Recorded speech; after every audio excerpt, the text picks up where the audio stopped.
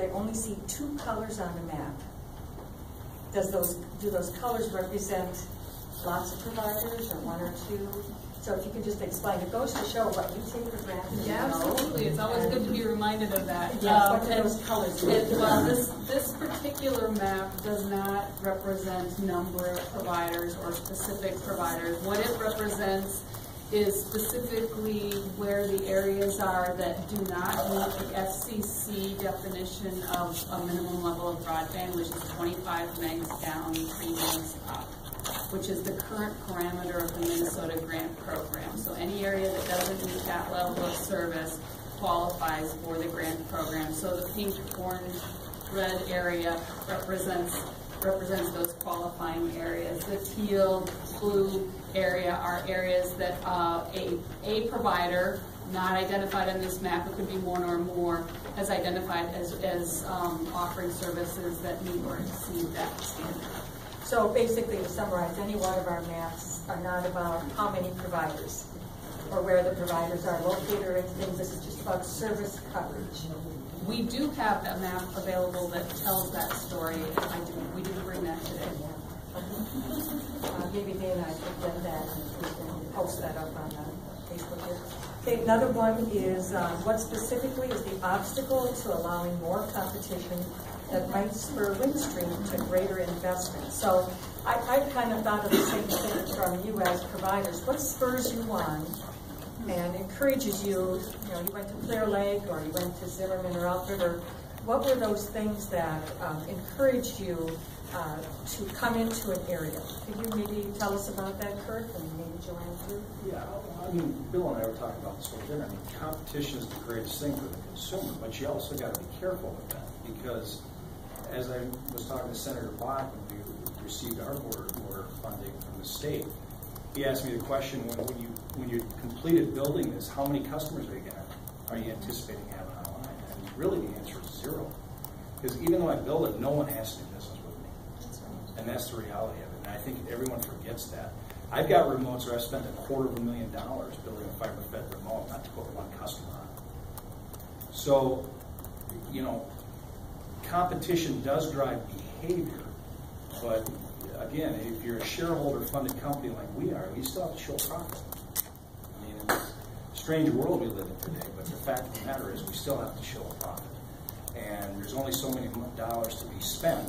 And like Frontier, for example, we operate in 27 states across the United States. Minnesota has 166 exchanges, so where do we spend those dollars? It's the return on the investment.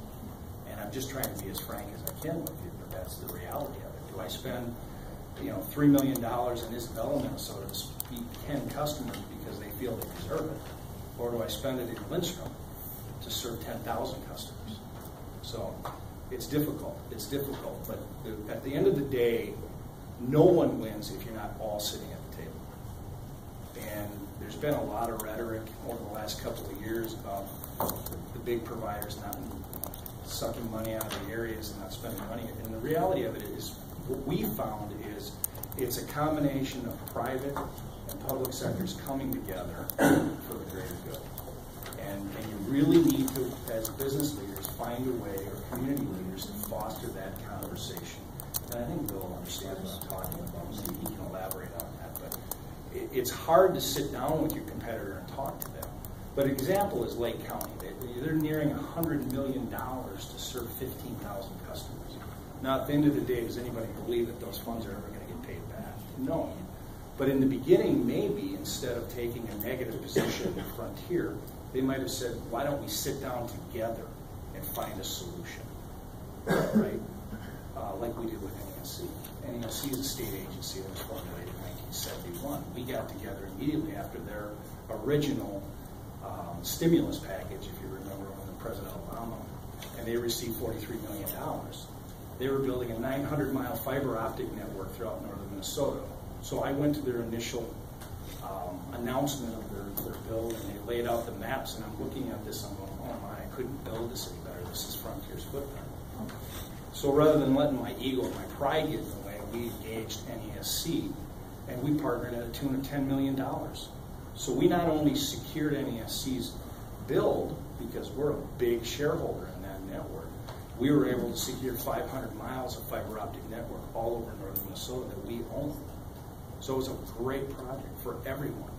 And so now all of those remotes that we have in northern Minnesota feeding the two harbors, the Auroras, the Babbitts, the Cloquet, they're all on fiber now. So it's there is a secret to getting, but it's getting everybody at the table. So Kirk, that's a really good input. So let's bring it down to Sherburne County. What does it take in Sherburne County to help that to be accomplished from your perspective? Well, it's going to take a significant investment, and we were talking. I keep interjecting Bill, but I remember being at a Bland in Hinckley a couple of years ago, and I remember there was a banker from Moore asking me, "How do we get internet in Ogilvy?" And I don't know. Give a provider $50 million, let them overbuild it, and don't ask them to pay it back. I'm not trying to be a smart aleck, but it's difficult. So it's the federal government on the FCC side making an investment by transferring those universal services fund to broadband. It's local communities saying to the Windstreams, hey, we're willing to step up to the plate with X amount of dollars for this project, and getting everybody to talk. So at the end of the day, it starts to make good business practice for everyone. Because you don't want to build a network and then have it fail, and then who's going to take over, right? And we've seen a lot of municipality build networks. I'm not sure of any of them. Maybe Joanne, there's maybe one, but not too many of them are showing real success. I got stories. Yeah. So I think at the end of the day, and this is me, and this is 16 years of Frontier Communications. I think the success is to find those local providers and bring them to the table and find a way for everyone to make the investment. And that was our goal, was to help bring folks to the table today. Right. But if they don't come to the table, then the tactic needs to be sometimes, but we won't give up on that. We may find that helpful. Bill, before you ask me a question, could I respond to Kirk briefly? You can't, but I'm going to give you the question, All right. and then you can do both. All right, thank you. Okay.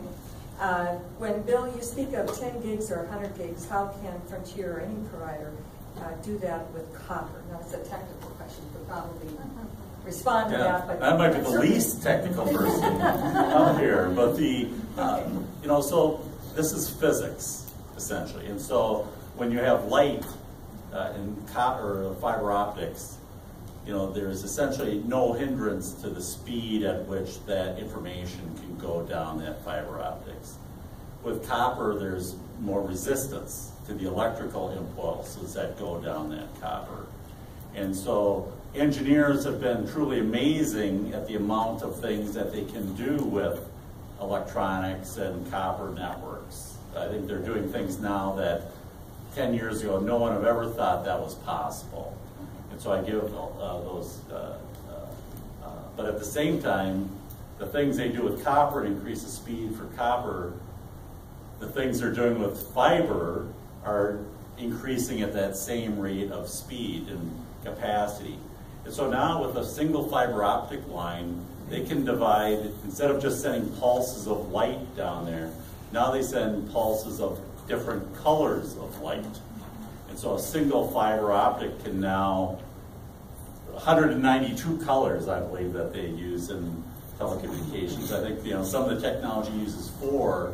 So one fiber optic line could serve 4 different customers with gigabit connectivity services using different colors.